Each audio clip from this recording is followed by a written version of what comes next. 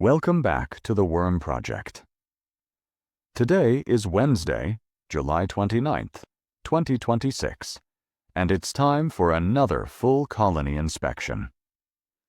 Before we disturb the bedding, let's see how our worms have been doing over the past week. One thing I noticed right away was that the top layer of shredded cardboard had become fairly dry. That's normal to some extent, since the surface is exposed to airflow through the ventilation holes, but we'll be checking the moisture deeper in the bedding where the worms spend most of their time. To get a better look at everything, I've set up a large mortar tub. This allows us to safely dump the contents of the bucket, inspect the colony, check for cocoons, evaluate the bedding, and make sure everything is progressing as expected. Every inspection helps us learn more about the colony and gives us a chance to document its growth from just a handful of worms into what we hope will become a thriving worm farm. Let's see what we find. Now it's time to see what's happening beneath the surface. At first glance, the top layer of shredded cardboard is noticeably dry. That's not unusual, since the surface is exposed to air through the ventilation holes in the bucket. As I gently work my way deeper into the bedding, I'm happy to find that the moisture level underneath is much better. This is exactly where the worms spend most of their time, so keeping the lower layers damp is much more important than having a wet surface. The last time we fed the colony, we buried a handful of carrot peels in the center of the bucket.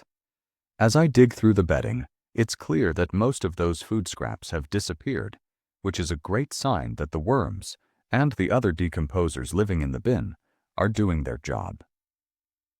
I begin removing sections of bedding and placing them into our mortar tub. This makes it much easier to inspect the colony without losing worms or damaging the bedding. While digging, I discovered something unexpected, a small green sprout growing inside the bucket. That tells us a seed survived the composting process and found enough moisture and nutrients to begin growing. With the surface inspection complete, it's time for the next step.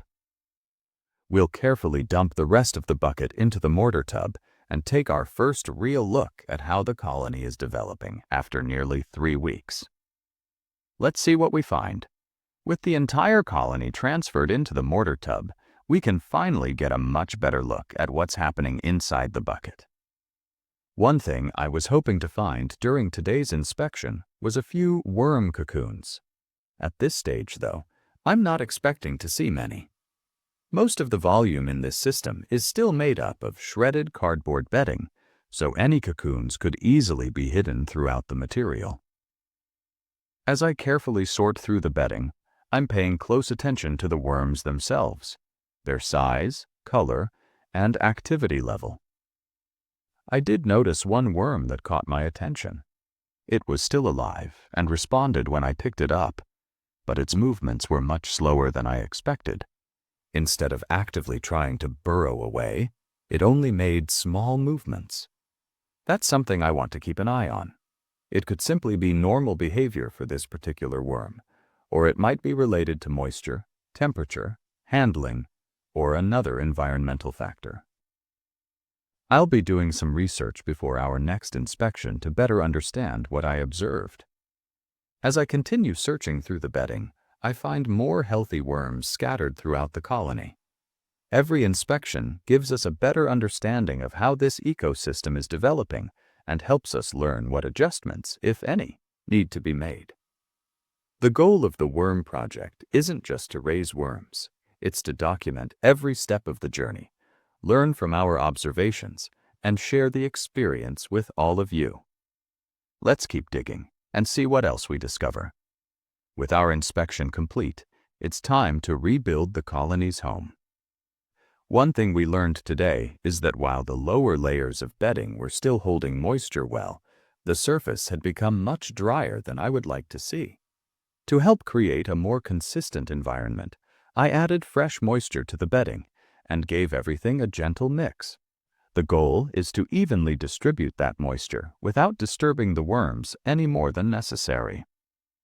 As we're mixing the bedding, you can still spot several worms making their way through their habitat. Even after being handled during today's inspection, they're already beginning to work their way back into the bedding where they'll continue breaking down organic material. Every inspection teaches us something new. We're learning what works, what needs improvement, and how to build a healthier colony 1 week at a time. Remember, this entire journey started with just 3 worms, and we're documenting every step as we grow this colony here in Michigan. If you're enjoying following the Worm Project, be sure to subscribe for updates.